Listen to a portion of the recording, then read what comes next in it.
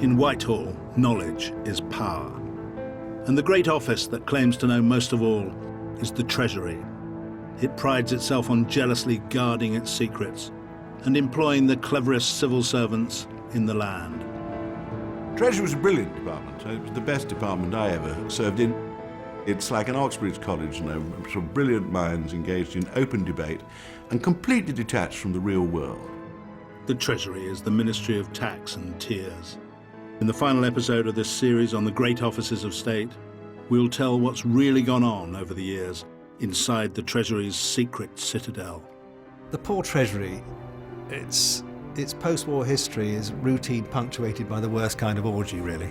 The greatest orgy has been the financial meltdown, with hundreds of billions of the public's money put at risk by the traditionally cautious Treasury.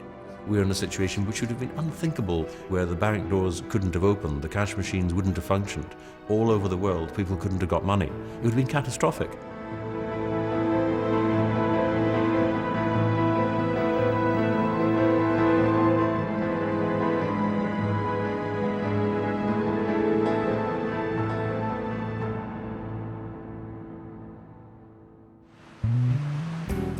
At a Mayfair hotel in London last November, The Spectator magazine held its annual champagne-fueled political awards ceremony. The winner of the Newcomer of the Year award was the former Chancellor Ken Clarke, who'd rejoined the shadow cabinet. Harriet Harman was MP of the Year. And there was a new award presented by The Spectator's editor Fraser Nelson to the political survivor of the year. Let me start with one of my favourite Gordon Brown quotes, that there are two sorts of chancellors, those who succeed and those who get out in time. Well, there is a third category, those who go into the building just as the whole place is about to blow. Now, our winner has spent his time in this great office of state watching the roof fall in, the floor collapse around him, banks drop like ninepins, and he sat there quietly at his desk brushing the debris off his hair, calmly issuing damage reports saying how much we're in for. Our survivor of the year is the indefatigable Alistair Darling. Darling has been at the helm for the past 2.5 years, which have tested to destruction the Treasury's claims of economic competence. The Chancellor has presided over the longest recession for 80 years, and the Treasury has run up the largest mountain of national debt in our history. Well, thank you very much indeed, Fraser, and to the judges. As you know, I don't win many prizes. I have actually, though, won one before. A few years ago, when I was Secretary of State for Transport, I came top of the poll organised by Think Truckers Weekly, and I was voted the most boring MP in Westminster. And even better than that, I went on to win that coveted prize the next year as well. And believe me, there have been times in the last couple of years when I'd quite cheerfully have settled for that award again. Things were going absolutely fine until I walked in the door of number 11. I've been a politician for the last 20-odd years, but in the last year, as you said, I've branched out, and I'm now a banker as well. So I own 4 banks. Some of my old colleagues in the Labour Party would be proud of me. But I'm sure you will agree that today, being both a politician and a banker is a pretty lethal combination, which is presumably why I haven't won the most popular award of the year. And perhaps that is why you describe me as a survivor. Thank you very much. There's still a lot more to do, and I'm looking forward to doing it. Thank you. The survivor of the year returned to his embattled stronghold. The Treasury is the nation's tax collector and bank manager. As the oldest of the great offices of state, it can trace its origins back nearly a millennium to the Doomsday Book. The King's Treasurer used a checkered cloth to count taxes, hence the term exchequer. Over the centuries, the Treasury has had many different headquarters until it moved into the Edwardian offices in Whitehall that are still its home today. The Treasury remains keen on its traditions. When he was the last Tory Chancellor, Ken Clarke tried on his robe of office. Going on beyond the court. Each year, the berobed Chancellor attends a medieval ceremony to ensure the coinage has not been debased. Sometime we'll have to give you tuition on how to handle a long train. Yeah. See my reflection. That's all right. Unlike Ken Clarke, Treasury civil servants are traditionally camera shy. The Treasury is the keeper of the secrets. Budget plans are highly market sensitive and only a few mandarins are allowed access to the inner sanctum.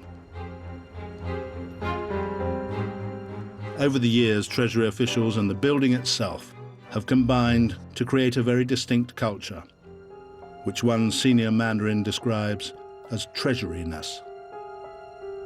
Of course, the Treasury had a reputation for being clever, and it did prize intellectual ability above all else. It was full of huge brains, but not very great social skills. What do you mean by that? Well, I remember walking down the corridor in the Treasury. You'd find people slightly voided looking at each other and scurrying back to their office to sort of settle down into a good bit of analysis and writing a paper. I think my first impression when I walked in was it struck me as a rather gloomy cathedral. I remember walking with David Blunkett from my office. He'd come to see me about some spending issue in the early days of the Labour government. And he stopped in the corridor and he said, "Is this really a gloomy place?" And I said, "Why do you think that?" And he said, "I can just feel it." And he was absolutely right. Well, the Treasury was amazingly unhierarchical and wonderfully downbeat. The red lino was very scuffed and the paint was falling off the walls. And the Treasury liked that.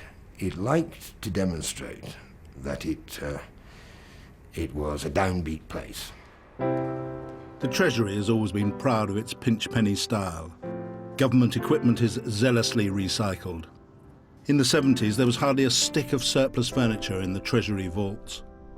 And Treasury staff were given an official issue of 1 towel and 1 cake of soap, renewable on reasonable demand.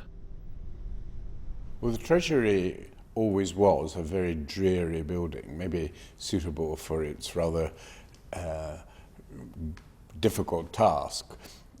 It had an air of austerity, but I always used to say that it reminded me of a Russian or a Soviet psychiatric hospital. It had bright red linoleum floors, very broad corridors, swing doors. I always used to think the other side of the doors, I'd find some patient being taken away on a trolley and I'd bump into him. The Treasury has its own special ethos, even its own choir.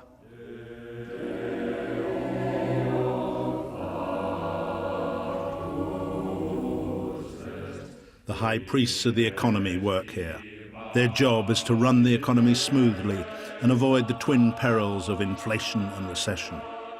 But over the years, political leaders from left and right have identified what they call the dead hand of the Treasury as the root cause of Britain's economic ills, which has made the Treasury the central battleground of Whitehall. Treasury is an aristocracy of the intellect, down to earth, sceptical of human behaviour, anybody's human behaviour if it involves money. They see themselves as a sort of slightly got-at bank manager for the country. Everybody else is profligate. Nobody realises that our ambitions have always outrun our resources. And it sort of gets to them, really. The core of the Treasury is its hostility to public spending. The control of public spending is at the very heart of the Treasury, what it's all about. You name it. You sit there in the Treasury and you look around and you see people always trying to swing you a special sub-story. You know? Coming in, as an old Treasury man used to say to me, holding up their bleeding stumps from the health service. Look what you're doing to our people. You see.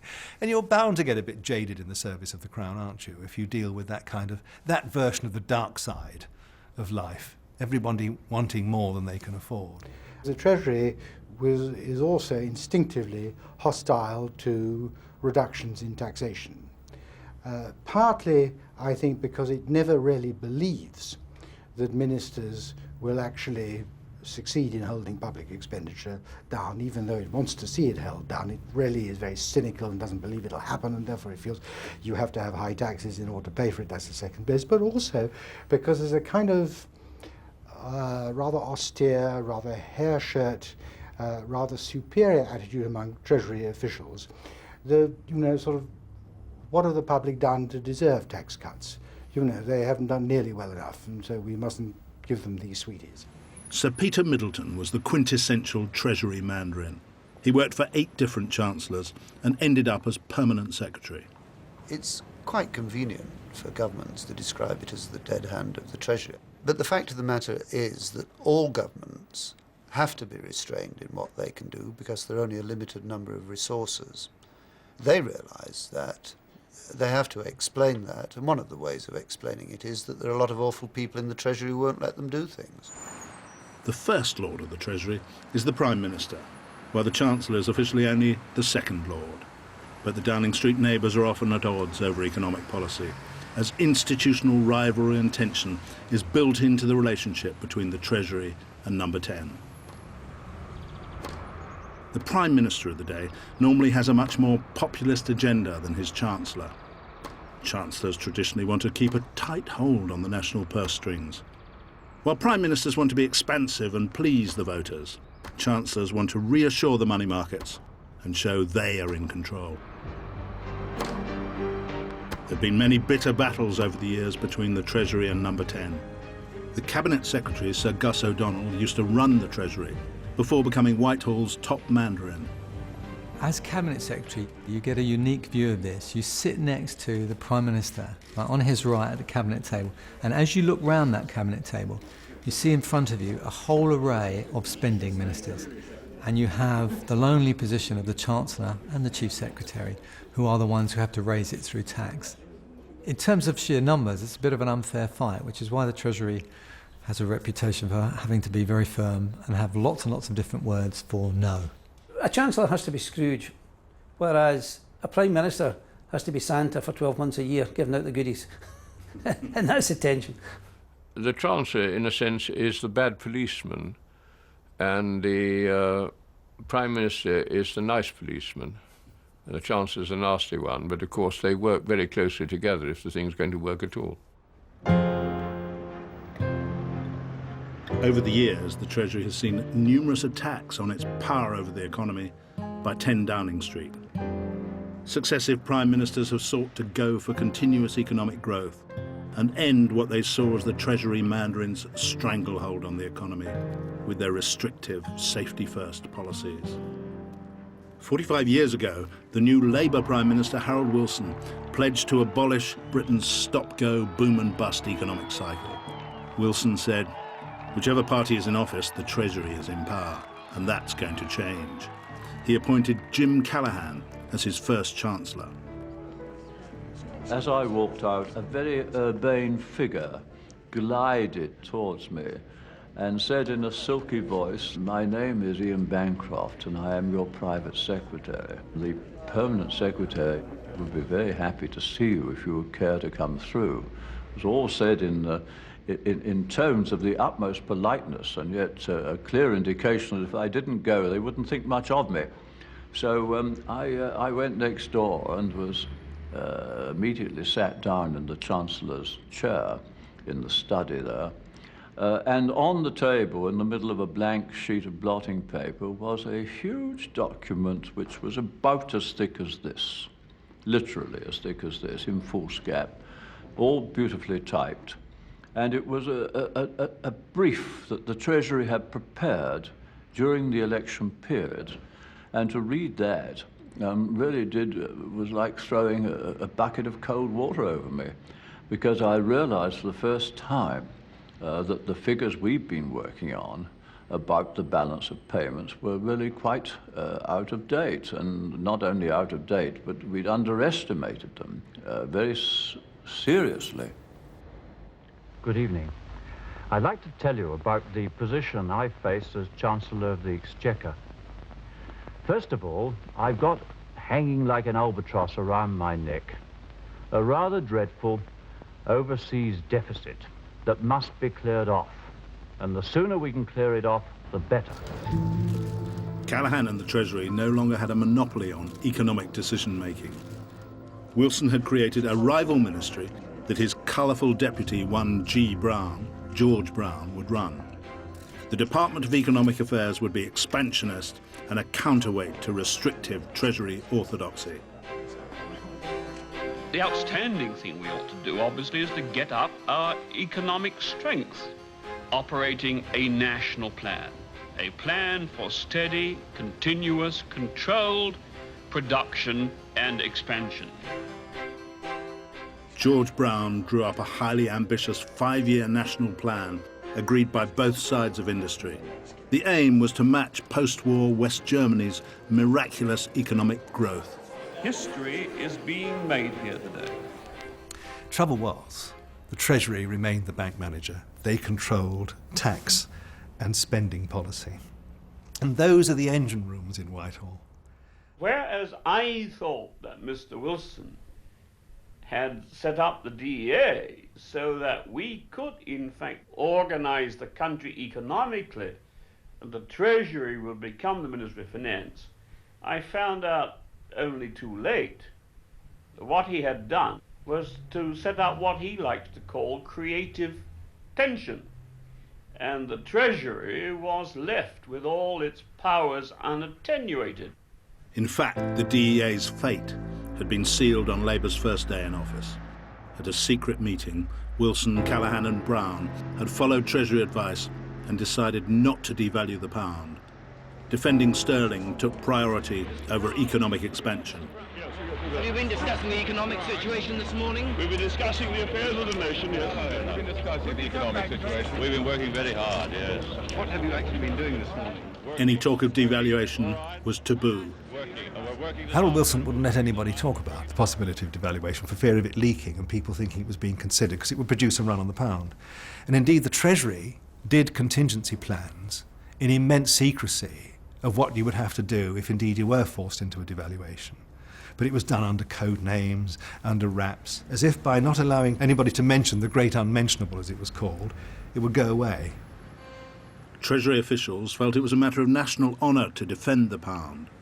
But previous Labour governments had devalued, and the money markets were betting on a fresh devaluation.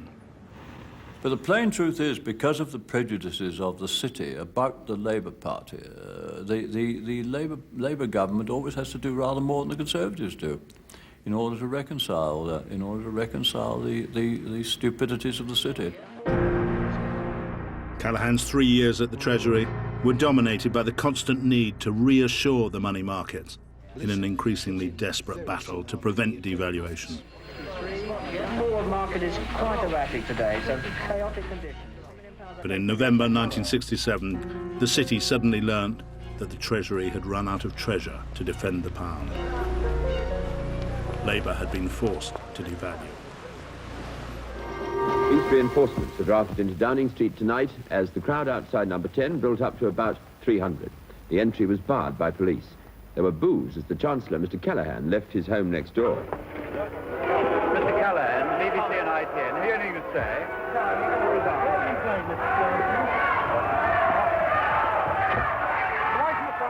Why would it not have been wiser to have a carefully planned devaluation in the course of the last 3 years at a well-chosen moment, as a great many economists favoured? This was a well-chosen moment, and it was a carefully planned devaluation. Surely forced on you at the last minute. No, certainly not. I've said this before. I don't know why you repeat the question. Don't you believe me?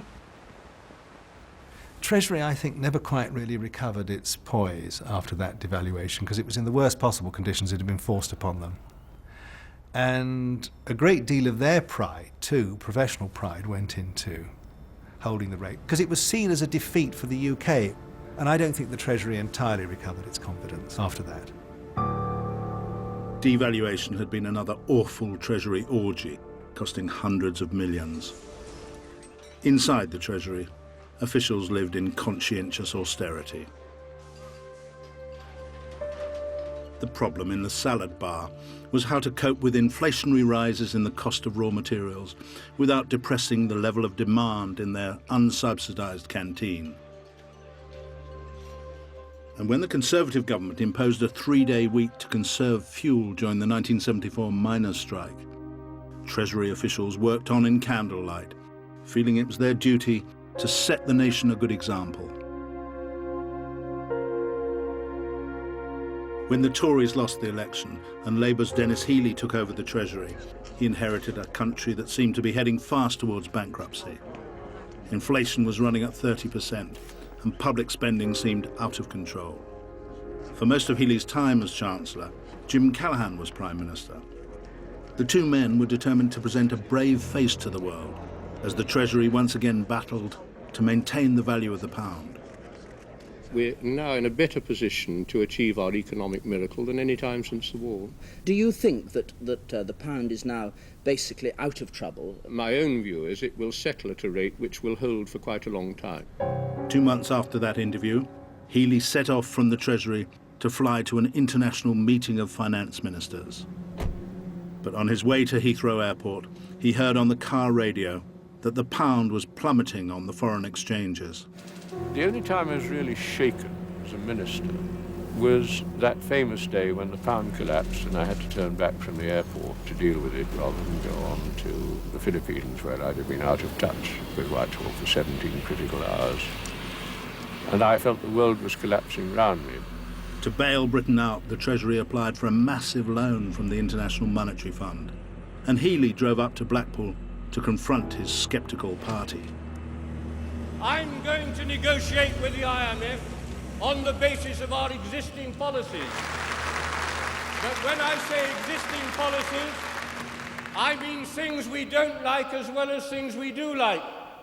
It means sticking to the very painful cuts in public expenditure on which the government's already decided. That's what it means, and that's what I'm asking for. That's what I'm going to negotiate for, and I ask the conference to support me in that cause. It was absolutely terrible for the Chancellor. We did actually look into the abyss. We had to raise a loan from the IMF, and we had to set about getting the economy into a state where we were more or less creditworthy in pretty short order. So there were very long nights worked and some desperately difficult politics. No joke having a foreign mission turn up in your country to tell you how to run it.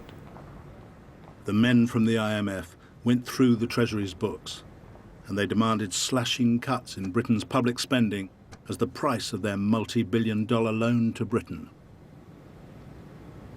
Dennis Healey negotiated with the IMF. He went much further than his brief that I'd given him. He once threatened the negotiators that if they didn't agree on what it was he was ready to go for, which he and I had discussed, then we would have a general election. He got no authority to say that. And I was staying in Leeds that night. He came up to his constituency, which of course is Leeds. He told me, he said, we're going to have a general election.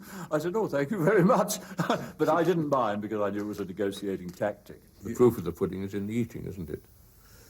And what was the proof of the pudding in this case? Well, they dropped the demand for the extra billion. We got the deal through. Treasury was very battered, very, very battered after the IMF deal was struck. The senior civil servants had been through every sterling crisis, but this was worse than anything. Going to the IMF was a dispiriting and a humiliating experience for the Treasury. I mean, in the end, the Treasury's stock in trade is meant to be a management of the domestic economy. And here was having to bring in somebody else to do it for them. I mean, it's like, you run a butcher's shop and you need someone else to come in and chop up the cow. Margaret Thatcher came to power, determined to do battle with the Treasury. She was a passionate believer in monetarism and the power of the market. She saw the Treasury as stuffed full of Keynesians who believed in the power of the state to run the economy. Treasury mandarins were high on Mrs. Thatcher's list of the guilty men responsible for Britain's post-war economic decline. I'm afraid that they had absorbed some of the decline that was obviously accepted by past governments. Indeed, it was reported to me that one of the senior civil servants had said, our task now is the orderly management of decline. Let me just have a word about monetarism and monetary control. I mean, you all know full well that if you produce too much of something, its value will fall. That's elementary. Doesn't matter whether it's apples or plums or flood the market with brown Macintoshes and you have to sell them off cheap. The value of it will fall. Money's just the same. If you print too much of it, its value will fall. So monetary control merely means bringing down the growth in the supply of money steadily closer to the supply of goods and services. It isn't a newfangled theory. It is as essential as the law of gravity, and you can't avoid it if you want, in fact, to tackle inflation. The Prime Minister was determined to shake up the Treasury and challenge what she saw as its defeatist orthodoxy. She appointed the deceptively mild-seeming Geoffrey Howe as her first Chancellor to lead a team of fellow ministerial monetarists. I do think that Geoffrey Howe and the small group of ministers did feel a bit beleaguered in the Treasury of 79, 80, 81, because it was basically a Keynesian institution. They were keen monetarists. The Treasury took a long time to grasp the sheer radicalism of intent of the Howe-Thatcher approach. I remember vividly, I was then working on the public spending side of the Treasury, and Geoffrey Howe came in and said, I want to have an early budget cutting public spending. I was invited to meet this great band of mandarins with my ministerial colleagues and outline our budget proposals. And I expected to have much more interrogation. What, as much as that, Chancellor? Or are you sure that's right, and so on. But in fact, I was questioned as to what I meant, but not as to whether I should mean it. And the Treasury was sort of so taken aback that in the end, the top guys shot off to the Conservative Research Department to find out what the Conservative Party had in mind when it said cut public spending. So, and you thought, this is just, we just weren't grasping how radical they wanted to be. And to my astonishment, I was enormously impressed by the end of that Tuesday to have a, I forget, 7 or 8 page minute from my private office setting out what I'd proposed. And it looked astonishingly coherent. Howe's first monetarist budget was so restrictive, it plunged the ailing economy into recession. And 2 years later, he further alienated Keynesians in the Treasury by slashing public spending in the teeth of a recession.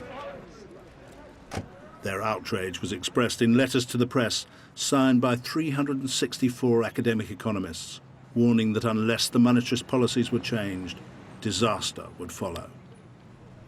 Geoffrey Howe's 81 budget, famously tough, and in retrospect, right. At the time, as you say, 364 economists wrote a letter to the press saying it couldn't possibly work.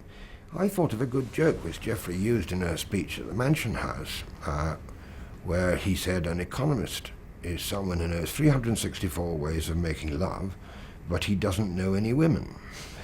I'm always mindful of the proposition I heard in Washington the other day, that an economist is somebody who knows 364 ways of making love, but doesn't know any women. But what was happening on the streets was no laughing matter.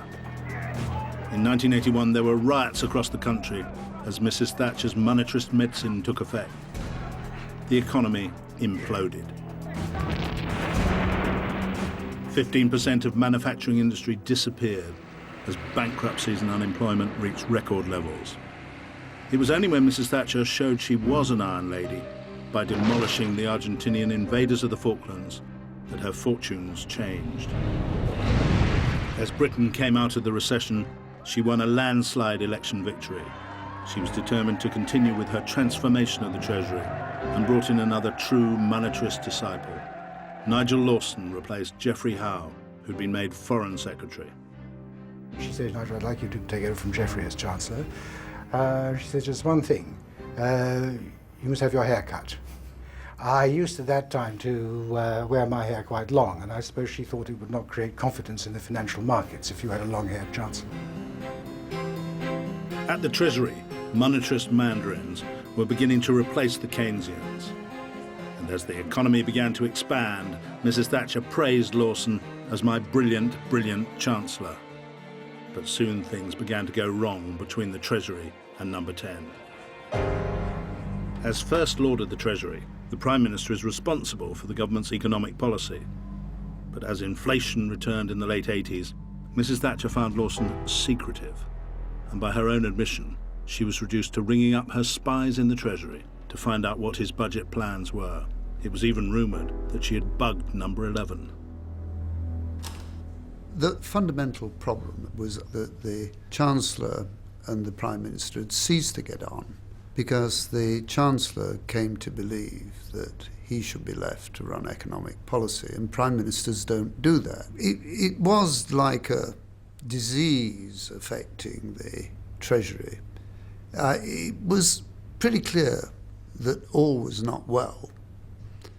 You could see the symptoms of it, which was they weren't getting on and they were needling each other.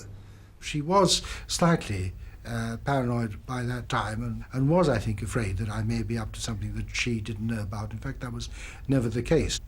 Both of them began scoring points off the other one in places and at times which you'd had no control over or no influence on. So it's very, very difficult, that. It's never, you can't really run a successful economic policy if the Prime Minister and the Chancellor aren't getting on. You just can't do it. But it was all complicated by the presence of Alan Walters. Alan Walters was Mrs. Thatcher's personal economic advisor. He enraged Nigel Lawson by having lunches with city financiers, at which he sharply distanced Number 10 from the Chancellor and the Treasury. He made his views known very openly and very publicly on market-sensitive matters. These were things that the markets noted, and they didn't know whether to believe what the Chancellor was saying, because was that really the government's policy, or was the government's policy a different policy, which they were getting from the Prime Minister's personal advisor? And that made it impossible, I felt, for me to do my job properly. I had no authority whatsoever. All I had was the Prime Minister's ear. And he objected to my having the Prime Minister's ear and pouring what he regarded as poison down it, what I regarded as the truth. Lawson went to see Mrs. Thatcher and delivered an ultimatum. Either you get rid of Walters, or I will resign. They could have knocked me down with a feather. For Chancellor of the Exchequer, with all of the importance and reputation of that position, to come to me and say, unless you sack one of your most loyal advisors, I will resign. I couldn't believe it. In retrospect, I think Nigel was looking for an excuse to resign because of the inflation he had created. Inflation didn't get out of control, and I hated resigning. It was certainly the last thing I wanted to do. No, that is grotesquely wrong. When you get big policy differences between the Treasury and Number 10, and when a Chancellor resigns, it's a very dangerous time for governments. And it played a significant part in the end in there being a change of Prime Minister from Margaret Thatcher to John Major. John Major had briefly succeeded Lawson as Chancellor. And when Major became Prime Minister, he made Norman Lamont, who'd been his deputy at the Treasury, his Chancellor. Major had accepted the Treasury's arguments that Britain should join the ERM, the European Exchange Rate Mechanism, the issue that had been at the heart of the rows between Lawson and Thatcher. The Prime Minister John Major and a slightly unwilling Chancellor Norman Lamont were determined that by being in a grouping that was dominated by the real hard currency, the Deutschmark, it would force discipline on us, you see. Because quite often the Treasury have always looked abroad or to an international system to impose discipline on these terribly unruly spending departments and a nation that has this appetite for consuming more than it earns. And the latest cunning plan of Baldrickian proportions was to get the European monetary system to do that for us. But the government had to convince the markets that it would resolutely defend the value of the pound. There are going to be no devaluations, no leaving the ERM. We are absolutely committed to the ERM. That is our policy. It is at the centre of our policy. We are going to maintain sterling's parity, and we will do whatever is necessary. But by the following month, the markets had become convinced that Britain would not be able to defend the pound. On Black Wednesday, the Treasury poured in billions to try and sustain the ERM exchange rate, and it raised interest rates twice in a morning to a sky-high 15%. 15%! 15%! Watch out, excuse me. As the markets went into overdrive, Major and Lamont waited anxiously to see if their emergency measures would work. When we raised interest rates, the hope was that it would raise the level of sterling, but sterling remained flat as a pancake. As I said to someone at the time, it was like being in a TV hospital soap where you were watching a heart monitor and it was quite clear the patient was dead, even though you were hoping for a little blip. And I knew then the game was up. At the Treasury, the Chancellor and his officials became convinced that Britain would have to withdraw from the ERM. The Prime Minister was closeted in Admiralty House, but when Lamont arrived to try and persuade John Major that there was no alternative to withdrawal, he discovered that other top ministers, including Ken Clarke, the Home Secretary, and the Deputy Prime Minister Michael Heseltine, had also been summoned to the crucial meeting. I was frankly astounded, amazed, because I felt this was something we needed to do quickly. It was something between myself and the Prime Minister. I think at one point he did make a remark protesting Prime Minister should such a wide range of ministers discuss these matters or something. It was nothing to do. We ignored him. I mean, just carried on. We had to be carried with these dramatic events. You could break up the government if some senior minister immediately said, well, I never agreed to any of this, and this was a terrible folly. We were there to have our hands dipped in the blood. After 3 hours of radio silence, the Chancellor emerged from the Treasury with his advisers, including the youthful David Cameron, to face the assembled media.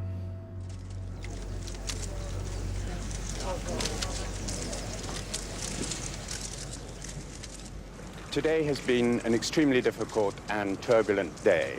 Massive speculative flows have continued to disrupt the functioning of the exchange rate mechanism. The government has concluded that Britain's best interests are served by suspending our membership of the exchange rate mechanism. Thank you very much. Mr. Lamont, what about those in your party that are calling for your resignation? When I first became Chancellor, Sir Terence Burns, who was then to become Permanent Secretary, said to me, you do realise you will soon be the most unpopular man in the country. And I always say that the entire time I was in the Treasury, that was the only forecast that ever came right. The poor Treasury, its post-war history is routine, punctuated by the worst kind of orgies, the awful moments, and Black Wednesday was another one. It was how not to do it. It was an utter and complete and undisguisable humiliation for all of them. In 1997, Gordon Brown arrived to take over the Treasury. It was the first time a Labour Chancellor had inherited a favourable legacy, as the economy had grown healthy after Black Wednesday. Neither Gordon Brown nor his closest adviser Ed Balls had ever set foot in the Treasury before. The Treasury's top mandarin, Sir Terry Burns, greeted his new political boss. And inside the Treasury, staff were lined up, waiting the arrival of the new Labour team. For us, the Treasury was this building we drove past every day to go to the House of Commons or somewhere else. It was this place which did things which we criticised. It was faceless. And suddenly to have all these people there welcoming you was amazing. The Treasury is not very given to sort of outbursts of emotion or enthusiasm, and in fact is a fairly staid, cynical institution. And I was astonished to see all these people sort of standing out in the steps cheering genuinely spontaneously, and I think it is reflects the sort of wider sense one had on Friday of sort of a new beginning. Well, welcome to the Treasury. Despite the welcome, Brown and Ed Balls had a profound suspicion and distrust of Treasury civil servants. Some in pink, which are the... They feared that some of them had become far too close to the Tories during their 18 years in office. One of Brown's top ministers, Geoffrey Robinson, the Paymaster General, shared the Chancellor's scepticism about the Treasury mandarinate. There were a group of officials who were, I think, been there too long. They'd lost their enthusiasm, they'd lost their originality. They weren't really engaged in the same way that we were engaged. If starting at the top, Terry Burns, who was the permanent secretary, he'd simply been there too long. And there was a staleness about the organisation, to be quite frank about it. A lot of people were without a sense of direction. And if I tell you that the paper that was being circulated as we went in the Treasury, which was preparation for the new millennium, it was entitled Slouching to the New Millennium. You can sort of see a worldly wise Treasury cynicism about it. To show the city that New Labour would be different, Brown had decided to hand over one of the Treasury's main weapons, control of interest rates, to the Bank of England. He hadn't consulted either the bank's governor, Sir Eddie George, nor any Treasury mandarins in advance. We could have waited for months, we could have had a consultation exercise, but the right thing to do was to do it immediately. I think the governor was surprised by the decisiveness of the move, but obviously I had to tell him that here were my proposals, and if we were going to move forward, they had to be accepted in total. The Brownites called a press conference to announce their coup. While the post-war Labour government had nationalised the Bank of England, Brown was now privatising it. I will not shrink from the tough decisions needed to deliver stability for long-term growth. I have therefore decided to give the Bank of England operational responsibility for setting interest rates with immediate effect. We had to make sure we weren't going to be seen as yet another Labour administration, good intentions, too soft and heading for financial disaster. And the biggest signal we could send that we were dead serious about being utterly financially responsible was giving the independence to the Bank of England. Brown had shared the Bank of England decision with only one person outside his inner circle, the Prime Minister Tony Blair. Over the following 10 years, the always tricky relationship between Number 10 and the Treasury would reach new levels of mutual antipathy. At first, the once good friends thought they could run things through meetings of just the two of them. The meetings between Tony Blair and Gordon Brown were very important right from the beginning. Now, one of the oddities about that was that in the beginning, no civil servant, no record taker was admitted to those. And this did make it very difficult to operate because you couldn't be quite sure what had been decided, and the Treasury would get their account of it from Gordon Brown, 10 Downing Street would get their account of it from Tony Blair, and these accounts didn't always match, so there was some confusion. Brown liked to run things with his small coterie of political advisers, and many senior Treasury officials who didn't find favour found themselves sidelined or shunted out. One of his permanent secretaries labelled Brown a Stalinist as the Chancellor single-mindedly built up the Treasury's already dominant position in Whitehall. Gordon, right from the start, was determined to exert his authority. He wanted to continue everything in his control as much as he could. And it wasn't just in economics, it was in social policy and other areas as well.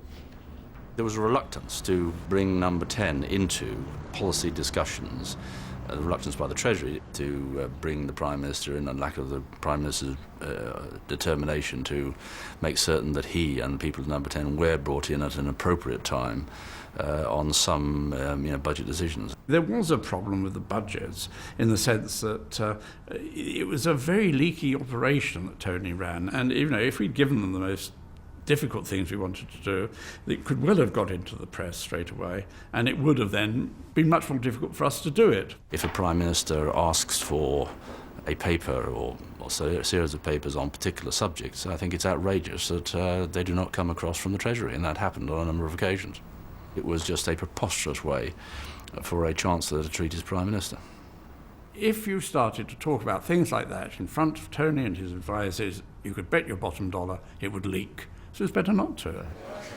The body language between the Prime Minister and the Chancellor when they met was revealing. At one stage, Blair could find out so little about Brown's budget intentions, he was reduced to pleading, "Give us a clue, Gordon." And to outflank the Treasury, on one occasion the Prime Minister decided to go on television to announce a dramatic increase in health spending over the following 5 years. Blair hadn't consulted the Chancellor in advance. We will be in a position where our health service spending comes up to the average of the European Union. It's too low at the moment, so we'll bring it up to there. What I was aware of was on the Monday morning when I went into the meetings in Whitehall of the absolute fury of Gordon Brown. I mean, white with anger that policy had been changed in this way without any consultation with him, or at least without having reached an agreement with him that that was the way to go forward. He felt as if he'd been bounced into a major change of policy on public expenditure without the proper agreement having been reached in the normal way. Brown was so angry that those close to him claim he stormed in to see Blair and shouted, "You've stolen my effing budget." While the Chancellor and Prime Minister were sometimes more on swearing terms than speaking terms, within the Treasury, surviving officials started to feel good about the expanding economy and the Chancellor's dominance of Whitehall. The Treasury became immensely powerful under him because Gordon Brown's sway over domestic policy was probably more complete and more far-reaching than any other Chancellor that I saw in office. And of course the Treasury followed where his footsteps led. After Labour's second election victory, the Chancellor decided to take the brakes off public spending as Britain shared in a global economic boom. And the Treasury itself underwent a complete makeover. Brown's empire had expanded, and he had Gus O'Donnell, a can-do Treasury official, as his new permanent secretary. Gus, welcome back. Great to see you. I talked to Ken Clark, and he said about the Treasury, it was a brilliant organisation, like an Oxbridge College, people having these great debates, brilliant minds, and totally detached from the real world. I'm not sure we were totally detached, and I think to me that's what changed through time. The Treasury became a much more open organisation. When I finally became permanent secretary, I inherited an amazing open plan building. We needed to get more people into a smaller amount of space. It was a very Treasury thing, this was going to deliver for us better value for money for the taxpayer. It was great, it really helped create atmosphere. I had my desk in open plan, and we didn't want people working in their little office, working alone. We wanted them actually interacting with each other, talking about policies. And so it got rid of the hierarchies.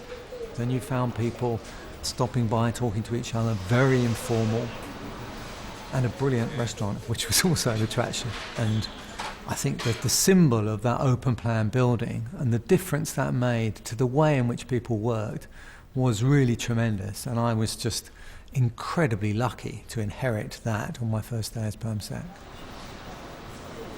The building has been completely changed by Gordon Brown.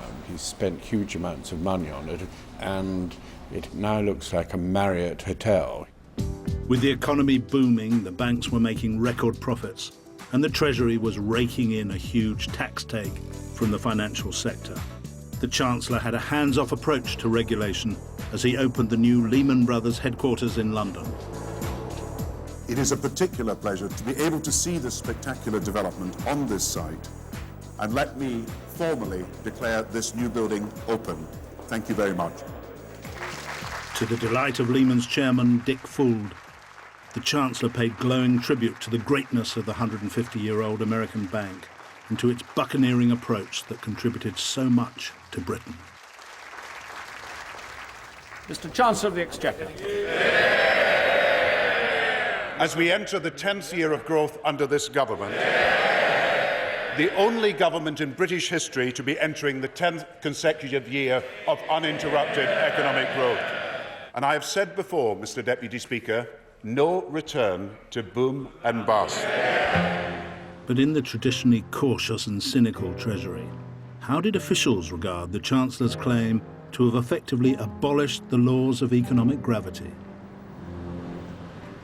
The rhetoric started to run somewhat ahead of itself, and there were maybe not enough people in the Treasury saying, hey, wait a minute, when the rhetoric of no more boom and bust was in full flow, and it always seemed to me to be a risky thing to say. You were tempting fate. It's always a mistake. And why do you think he was doing that? Because I do think in some ways that there is a tendency within organisations of which the Treasury is but one, that when things are going well, it is very hard to conceive of them doing anything else but continuing to go well. When the organisation gets swept along, there isn't someone who is meant to go up in whisper in the emperor's ear, don't forget you're human. Maybe you aren't quite as all-conquering as you think you are, and you better just plan if things don't go quite as well as you expect them to go. At a city dinner just a week before he became Prime Minister, Brown recounted what had happened when he'd first become Chancellor. When I arrived, a very senior civil servant pointed to me 3 envelopes that had been left by a previous Chancellor, each letter containing advice that if things went wrong, he might choose to consult. And he told me of the first envelope, that when the first crisis arrived, you would open it, and the advice would be to the Chancellor, blame your predecessor. And of course, we did something of that. When things deteriorated further, you would open the second envelope. And when the crisis got worse, and the second envelope said, blame the statistics. And we did a bit of that as well. And the third, of course, when things got really bad, and the disastrous proportions were clear if mistakes were being made, the advice was clear.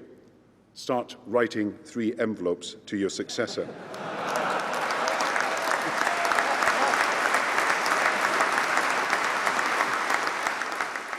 When he left the Treasury for Number 10, Brown was given a hero's farewell. There'd been a high turnover of staff during his time in office, and the average age was now significantly lower. But the mood was buoyant after nearly 15 years of economic growth since Black Wednesday. Brown chose as his successor his friend and fellow Scot Alistair Darling, who'd been his deputy when New Labour had first come to office. When I came back here as Chancellor, Nick Macpherson, the Permanent Secretary, said to me, there's only 3 people here who've ever been through a recession. And he was, at that time, he was worried, not in an active way, but he was worried that, that the collective memory of the institution was, beginning to fade. And I think there is another lesson there that, I'm not just saying this because I'm now 56 as opposed to, being 12 years younger when I first became a government minister.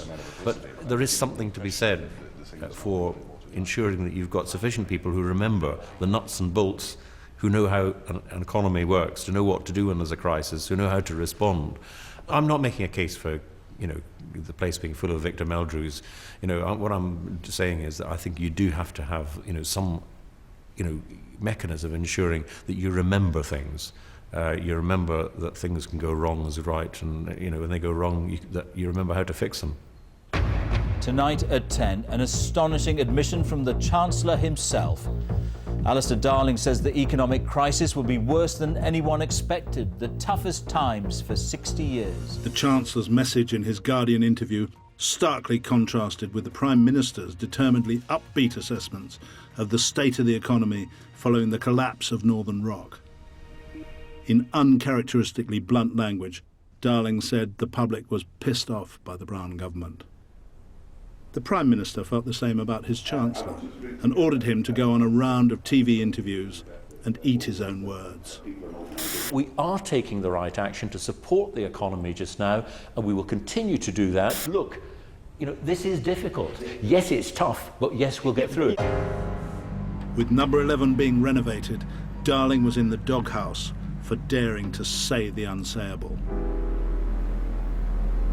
To be blunt about it, the Treasury and indeed just about every other organisation here and across the world was simply not prepared. They were not expecting what was about to break on them.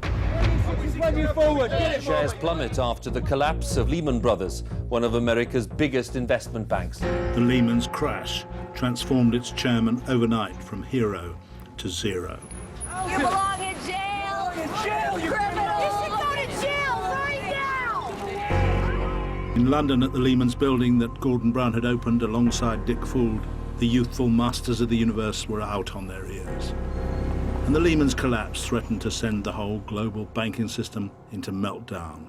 The most vulnerable British bank was RBS, which had lent billions of pounds against worthless, toxic assets. I remember on the day that it was obvious that RBS just couldn't carry on, being phoned up by, a couple of its top people, and listening to someone with panic in their voice saying, "We can't go on beyond lunchtime." And you thought, this is one of the biggest banks in the world, and they're telling me that they don't think they can carry on. And, having me speaking to the governor of the Bank of England saying, look, we've got to do whatever it takes to keep this bank going. In my experience, if you're faced with a situation like that, there's two things you can do. You can panic, which is daft, or you can get on with it and, sort it out. The Treasury and Number 10 scrabbled to put together a plan to bail out the banks. Traditional caution was thrown to the wind as they poured eye-wateringly large sums of taxpayers' money into the package. In the Treasury, people were working non-stop for days on end. They were working overnight to make sure that on the Monday morning when we announced the recapitalisation that the banks were open for business. Now, that was a crisis. It meant that people had to work flat out, they had to draw on their reserves, they had to explain to domestic things to their families why they haven't been home for several days, but because the world banking system was, standing on the very brink. It was looking over the edge. We were in a situation which would have been unthinkable, where the bank doors couldn't have opened, the cash machines wouldn't have functioned. All over the world, people couldn't have got money. It would have been catastrophic. Mr. Speaker, the first point of recapitalisation was to save banks that would otherwise have collapsed. And we not only saved the world, saved the banks and saved the banks and led the way. Brown's Freudian slip gave the Tories a field day. At Westminster, they staged a tableau for the cameras, showing Britain struggling with by far its greatest public debt burden in our history. The Treasury would now have to try and balance the books.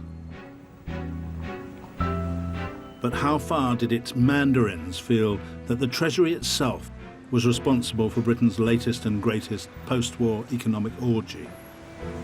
Yeah, it has been a huge failure. It's a failure of imagination and a failure to say, well, wait a minute, the levels of borrowing by governments, the levels of borrowing by individuals, the levels of borrowing by banks, the levels of borrowing by companies are all getting too big.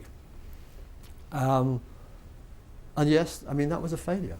There wasn't a regulator in the world, there wasn't a Treasury in the world, there wasn't anyone, central bank, there wasn't anyone in the world who can hand on heart say, yeah, we saw it all coming.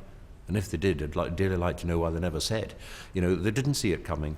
And I think collectively, we have to accept responsibility for that. Every country in the world had the same problem. But, as an institution, the Treasury, I think the criticism which, the Permanent Secretary here has recognised is that, after 10 years of stability, it wasn't surprising that we didn't keep hundreds of civil servants, scanning the horizon for these things. It seemed that Treasury mandarins themselves, like their political masters, had had their heads turned by the greatest banking bubble in our history. And the gap between the Treasury's own lofty self-esteem and its actual performance when routine turned to orgy was once again profound.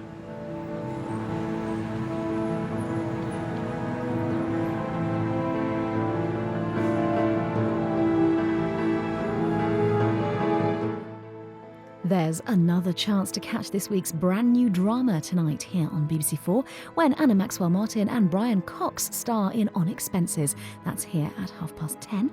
And next tonight, Charlie's here to tell us all about Newswipe, coming up in just a few short moments.